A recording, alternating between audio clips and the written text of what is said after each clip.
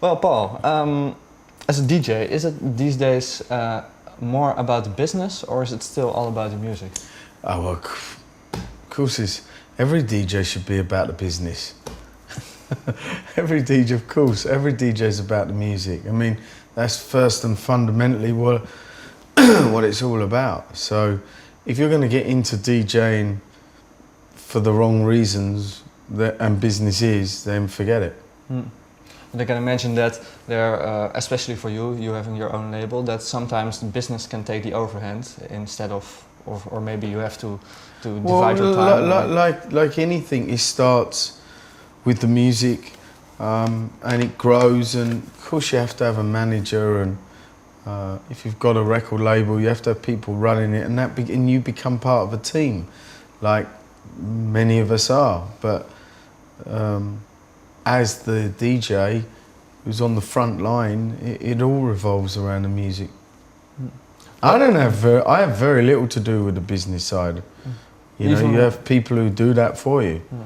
Even since you have your own Perfecto label? John Eskew runs Perfecto. Okay. I'm involved in some of the A&R and you know, in some of those decisions, but in terms of the label running day to day, I have nothing to do with it.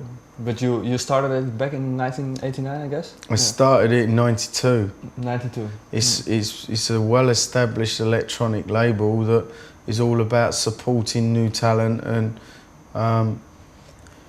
working with the artist on the label. And yeah, I mean, we've signed and come across and discovered some really great talent. So we are, you know, we're very happy in that respect, because that was always the idea. Was that also that was the actual reason to start that label, not for other? The reason I started Perfecto was I was coming across so much great music that I wanted to sign, and at the time we, you know, and I say we because it wasn't just myself, it was Brian Reeser at the time. We came up with these different ideas to sign this music and release it, and that's what we did. What was the reason behind signing those artists? Because you were working on your own career as well as a DJ? I was really excited to work with these people. I love A&R. That was part of my makeup as someone that worked in the record business. I was an A&R man in the record industry. That was my job, and still is. I love coming across new music. I took that essence and sense of what that was about and put it into the DJing. And even on my new compilation, Never Mind the Bollocks, it's all about cutting edge music and finding new talent. That involvement in the other side of the music business, how did that help you throughout your career, do you think? It really helped me. You know, my father gave me an incredible good piece of advice, actually, which I would share with everyone.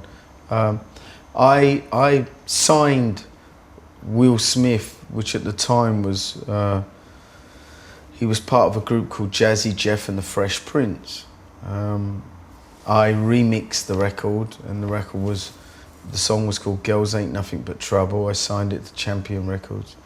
It was a big hit. It was a commercial pop record, and I believe the record label sold like 500,000 records.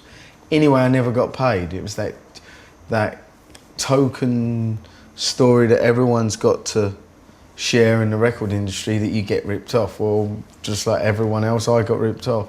And my father said to me, "Why do you think it's called the record business?" And I was like, "What do you mean?" He goes, "Record business is a business like everything else is.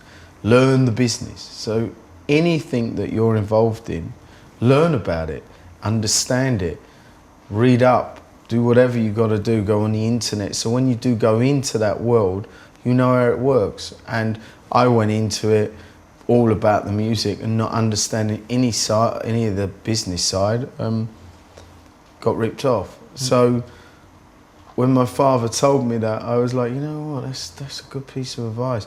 So then I started learning about all the different aspects of the record industry, learning about the business side of it, and it's helped me understand more of my job in this big arena. Are there other certain learning moments that you can still recall in that? Yeah, I mean, as you develop in terms of an artist performing at bigger and bigger shows, from when I played and toured with U2 or Madonna or supported Chili Peppers. You know, when you're playing at that level in an environment and a world that ain't necessarily yours.